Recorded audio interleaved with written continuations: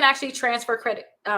Yes, you can actually transfer the balance on a credit card, and this is called a balance transfer. So say if you got a Capital One credit card, if you guys go ahead and apply for a Discover credit card, Discover will allow you to do a balance transfer where you can transfer the balance from your Capital One credit card onto your Discover credit card. A lot of companies do this. Sometimes they charge a balance transfer fee. It's not all the time they're gonna charge you guys a balance transfer fee, but make sure you guys check.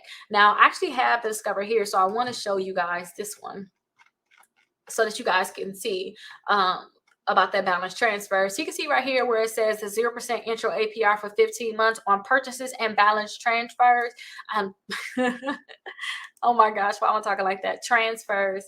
That means that if you guys have a $10,000 balance you want to get transferred on to this credit card, they're going to charge you a 3% fee on that $10,000, but you guys will have 0% APR for 15 months. So I really like that you guys have that option to have that 0% APR, because some of these credit cards, they're going to charge you a lot in interest anyway.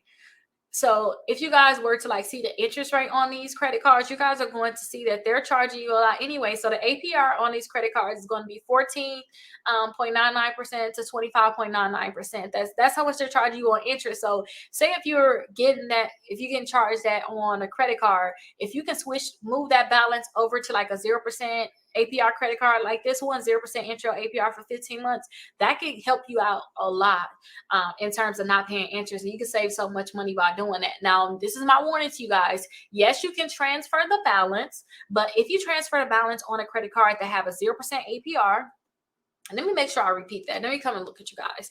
If you transfer the balance on a credit card that have a 0% APR, if you guys do not pay off that full balance, whatever you spend during that period, if you do not pay it off by the time limit, like for Discover, if they give you 15 months, then they're going to charge you that interest that you had that whole time. And sometimes people see they got an extra $600, $700 on their bill. So make sure you guys are paying off that interest. They say you got 15 months to pay it off. Try to figure out how much you have to pay per month to pay that off, because you don't want them to charge you